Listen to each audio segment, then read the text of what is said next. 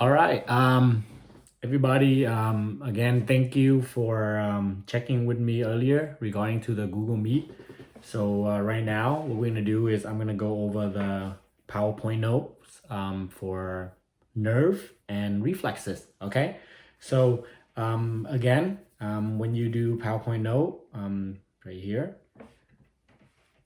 PDF. Okay. Then open with Cami. So follow along with me and we will, you can annotate more than what I annotate. You can add more notes, but I'm gonna highlight things, write simple words, just to help you understand about our fourth note on nervous system. So we kind of left off when we left for the coronavirus outbreak, we talk about like different part of the brain. So make sure you review those notes as well. We also talk about like how brain transmit signal, right? So review those notes. But today we're gonna talk about nerve and reflex. Okay. So it's going down. So the first thing we're gonna talk about is cranial nerve, right? So there are 12 pair of cranial nerve. So 12. Cranial, crani stand for like brain, right? So these are the 12 cranial nerve in your brain, and they are divided into 4 classification. You have sensory nerve, right? Also special sensory nerve. So the two different thing is sensory nerve, but the first type sensory nerve are more for feeling, okay? Like touch, pressure, vibration, temperature, and pain, okay? And then special sensory nerve are more for like smell, sight, right? Hearing, balance. Those are special because they don't involve with feeling, right? And then beside that, your 12 cranial nerve also divided into motor nerve and mixed nerve. Mixed nerve mean they are both motor and they are sensory. So they do both, not just sensory or motor. Okay. So they define to 4. So again, unfortunately, we didn't get a chance to work on the brain, but if we have the brain here, it would be the location of different types of cranial nerve. So usually you have the name, 1, olfactory nerve, right underneath, right here. This is where the frontal lobe is. Frontal, right? Okay, fun. I wish I have an iPad. It'll be so much easier. Anyway, frontal. Okay. And then you have cranial nerve number 2. So if you're a medical school student, you expect to remember the number. But of course, we know that it's not gonna be easy for all of us here. And then you have the optic nerve. So optic sound like vision, right? So optic nerve somewhere here. You gotta remember if you flip the brain upside down, there's an optic nerve. It kind of connect, it cross. Remember, the right side of the brain control the left, and the left side of the brain control the right. So what control your left eye would be your right brain. What control your right eye would be your left brain. So they create like a optic chiasm. We'll talk about that later. And then you also have different part of the brain, right? Oh, oculomotor nerve number 3. Okay, so that will be one side of the brain. How many cranial nerve again? Again, there are 12. And this would be the other trochlear nerve, trigeminal nerve, abducen, facial, and so on. So check this out so you know the location, right? And remember, this is the brain stem, right? You know, remember what make up the brain, right? You have the cerebrum, what we think is the brain, but well, people usually, when they say brain, they just think it's only the cerebrum, but actually the other part, right? Cerebellum, brainstem, right? Diencephalon, remember the pons, medulla oblongata. Make sure you review those. Go back to your note, okay? Because I'm gonna make this PowerPoint a little bit quicker, so that way it's not so long for you observe. So the first thing is olfactory nerve. Olfactory smell, right? So the special sensory for smell is the first nerve. You can see this is your nose, right? Air go in. You have olfactory nerve for detecting the smell, okay? And then you have optic nerve. Optic nerve has to do with vision. And right here again, right? So remember, they cross. So whatever on your right is controlled by your left side, whatever the left control the right side, right? Optic nerve is sensory for vision, and you have what we call optic chiasm. That will be here, right? Be here. This is the point of switching where they crisscross. It's called optic chiasm, and this is where your exchange information. Okay.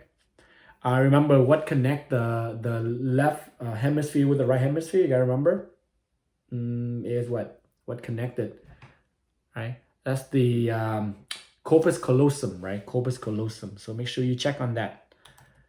All right, that's two nerve, and then we also have other nerve. The other nerve is cranial nerve. Right. The other cranial nerve are oculomotor. Oculo sound like eye. Oculo. Motor is movement. So this is another nerve, number 3, that has to do with movement. All these 3 has to do with movement in the general term, movement.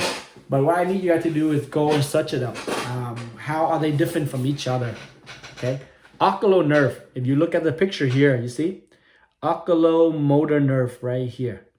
If you look at the nerve, where does it run? Well, if you look at it, it controls the muscle, right? The muscle of the eye. Why? Because it has to do with your blinking, with your eyelid, open or close. And that's your oculomotor nerve. And then you have the trochlear nerve, which is right here, right? And this is the nerve that technically, my bad, go back here. This is the nerve that control, if you see it, muscle, tendon. If this is the nerve that, you know, when you look down, when you focus, this is the nerve that control your pupil pretty much, right? Trochlear nerve. It's still eye movement, but in general term, but they control your focusing, right? When you look at your finger in and out, you can feel like your eye moving back, your pupil move back and forth, right? And that's the trochlear nerve. And then you have the abducens nerve, right? The abducens nerve is right here, right?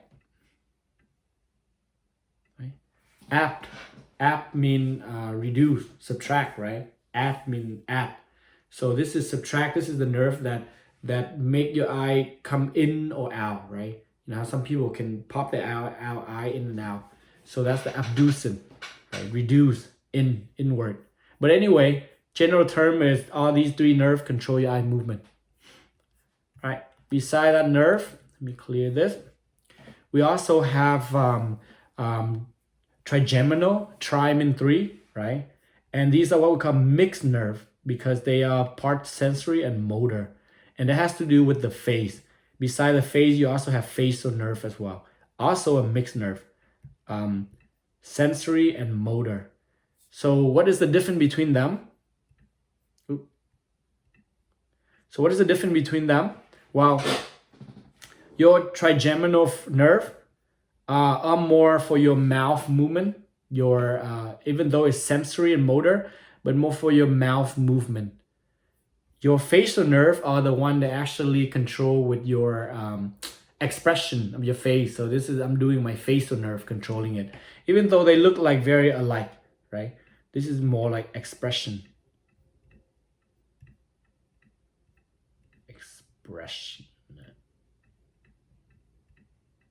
Anyway, and this is more for mouth. All right. So that is number 7. You have 12. The number 8 would be what we call vestibulocochlear. Right? Hard name to pronounce. It's a special sensory nerve. It has to do with hearing, right? Cochlear is your hearing. And if you look at your ear here, right? You have your eardrum, sounds go in, right? You have your ossicle. These are the 3 little bone, tiniest bone in your in your body. And this is what we call, like right here, this is, you have your vestibulocochlear nerve. And this is the nerve that will detect sound, right? And if we know that it also allows balancing, right? When somebody have infection of their ear, they tend to lose balance. And that's because their nerve are not detecting, because there's like stuff here, infection or water. The nerve are not detecting and they lose balance. So that will be the vestibulocochlear nerve. for hearing. All right, and then we're moving on to Glossopharyngeal Nerve, which is a sensory and motor or mixed nerve. It's head to the neck.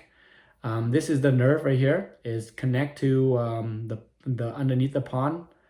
That will be the medulla, right? And this is the nerve that control with more your throat, right? Tongue. See, that's the nerve. Glossopharyngeal, your pharynx, right? Your throat and your tongue. And then you have the vagus nerve, which is another type of nerve, sensory and motor, mixed nerve. It control all the organs that are part of your thorax, chest, and your abdomen. For example, this is the nerve that control your heartbeat. For example, when your heart beat fast or slow, that's part of the vagus nerve. Or breathing, right? Control. If you can see, it start at the medulla oblongata and it go down. See, it control. It's considered one of the longest nerve because it goes throughout the body. You see, vagus nerve. Okay, beside vagus nerve, and that's number 10. Again, we have 12 nerve total. We are moving down to accessory nerve. This has to do with motor from muscle the neck and upper back, right? Nerve. And then you have the hypoglossal nerve underneath. And this is the nerve that solely just control tongue movement. Okay, so that's 12 nerve, cranial nerve total. All right, and beside the brain, you have nerve. You also have the spinal cord, which is made of nervous system. Neurons, right? You have different part of the spinal cord. Your spinal cord are part of the gray matter and the white matter. Remember, we talk about the different. It's both for sensory and motor. Your spinal nerve are divided to your cervical part, lumbar, and sacral enlargement. We talk about that. Cervical is right here. So this is what you need to study, okay? How many, remember when we talk about thoracic, my bad. When we talk about vertebra, right? Your cervical C, you have how many vertebra for your cervical or your neck? You have a total of 8. So make sure you know 8 pair. So you have nerve on one side, so 8 pair total. Okay. Regarding to your thoracic, right? Chest cavity, back, you have total of 12. So 12 pair of those nerve. Okay. And then you also have the lumbar lower back. There are 5. And then you have sacral nerve. There are 5 as well. Okay. And those are the spinal cord nerve. Okay, it's really quick. The difference between, remember we mentioned this. Remember when we look at the brain, the cerebrum are surrounded by white matter inside, and then surrounded by a layer of gray matter. But your spinal cord is actually the opposite. Your spinal cord, you are surrounded by white matter, and inside is gray matter. So the opposite. They flip from the cerebrum, from the brain. You gotta remember white matter, gray matter. How are they different? Remember white matter because they have myelin sheath. Remember that fat layers that allow signal to skip because they have myelin sheath. So white matter, myelin. Right? Anyway, no myelin sheath. So, all right. Anyway, so that is your spinal cord. And then taking a closer look at our spinal cord have nerve, right? And our nerve are divided into 2 roots, right? Roots, like a tree. You have ventral root and dorsal root. How are they different, right? Ventral root, ventral mean the front, dorsal mean the back. Remember dorsal, front. So this, if you look at this spinal cord, this is the front right here. You're looking this way, right? Front. All right. And then you have a string of ventral, front spinal cord nerve and dorsal. So how are they different? The ventral, they contain motor neuron, motor. So motor neuron will go through ventral. So it will leave from the spinal cord, extend to wherever the part of the body, motor. And then you also have the dorsal nerve, which contain sensory neuron. So this is dorsal, and this is where information will come back into the spinal cord, right? There you go. So that's the opposite. So dorsal is sensory, ventral is more motor, right? And ganglia is when you have a group of all these cell body of the sensory meeting up together. All right, moving on. Okay, again, this is another picture. Again, white matter, gray matter, right? Gray matter because it doesn't have myelin sheath. White matter because it does. So remember the spinal cord, white matter surround the gray matter. But for the brain, it is gray matter surround the white matter. So the opposite. So keep that in mind. All right. Remember all your nerve, your spinal cord or your central nervous system. Remember, central nervous system are made from the brain and spinal cord, are surrounded by the meninge, a layer. Remember, to protect it. Remember when we did the dissection, you pull that plastic part out of the cover. That's the meninge, right? All right, more picture here, posterior. So take a look at it. Okay, this is your vertebra. Remember your vertebra when we talk about bone. But if I were you, please take a look at this, okay? Look at this. This is going to be on your quiz and test. How many thoracic nerve are there? There are a total of 12. How many cervical? There are 8. Lumbar, there are 5. And sacral, there are 5. So make sure you know that number and then name the nerve and what do they do, okay? So again, this is show you how information travel, right? So again, this is dorsal. You got to remember dorsal. Is this sensory nerve or motor nerve, right? And this has to do with sensory, right? Information go to the spinal cord because you sense. It's like me touching my shoulder, that nerve will sense that sensation, send it to my spinal cord. That's how I feel, okay? And then ventral, remember motor nerve will go from my spinal cord to go out to tell me what to do. So if I punch and I move my hand, right? Spinal cord. So that's nerve, and then nerve plexus.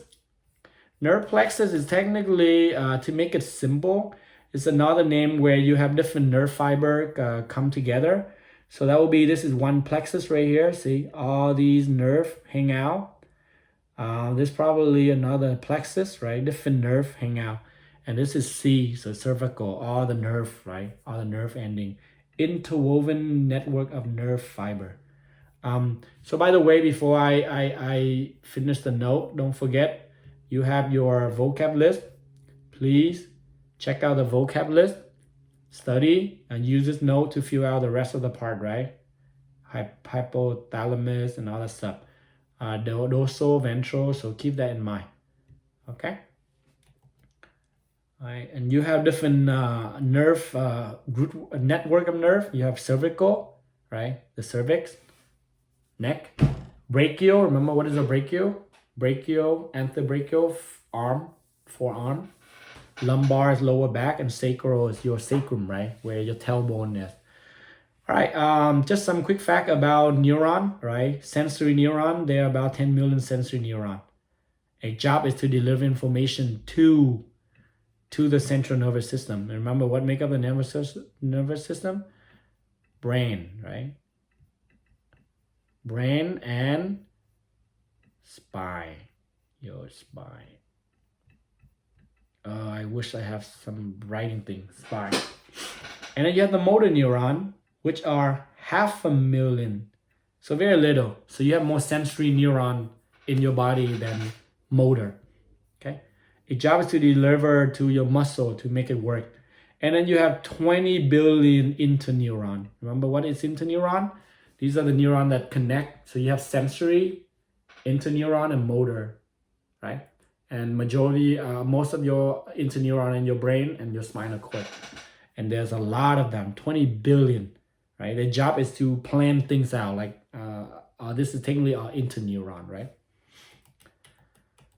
All right, make sure you know 3 different types of neuron and how do they connect. They could be diverged. I mean, they split out from one neuron to 2. They could be converged, 1 to all. Three, our different one convert to one, or serial processing, direct, or parallel, one control multiple neuron, or reverberation, like negative or positive feedback, right? Like this nerve tell this one to turn on, this one tell the other one turn on. When there's too much, this one turn it off. Remember, negative, positive feedback, back to normal or away from normal.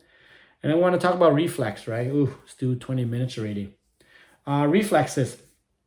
Everybody knows what's a reflex, right? You touch something hot, you pull your hand away, reflex. Do you think about it? No, right? You do it right away. You pull right away. And then you will think about it. There are different type of reflex. We will talk about different type of reflex. But before we talk about reflex, it's automatic response, right? Automatic. You don't think about it. But once you are done with the action, you think about it. So you're touching something hot. Once you pull your hand up, you then think about that you should do it or not. Okay. Reflexes. Right. So this is what we call a reflex arc, how things move. So if I were you, check out the step. Step one is just imagine you touch something like a nail. You will have receptor nerve, and then it will carry through the dorsal root. Remember, dorsal root carries sensory nerve. It brings to your spinal cord. What do we call this nerve again? What type of nerve? Motor or sensory? This is sensory, right? Because it's sensing. And then here you have what we call your interneuron. Interneuron, right? These are nerve that right? Nerve that process, right? It tells you move your hand away. And then extend to the ventral root. Remember ventral root? That's the one that came motor nerve. It controls your muscle right here. So this is your motor. And it will tell you to remove your hand. Okay, motor. Oops. Anyway, motor. Okay.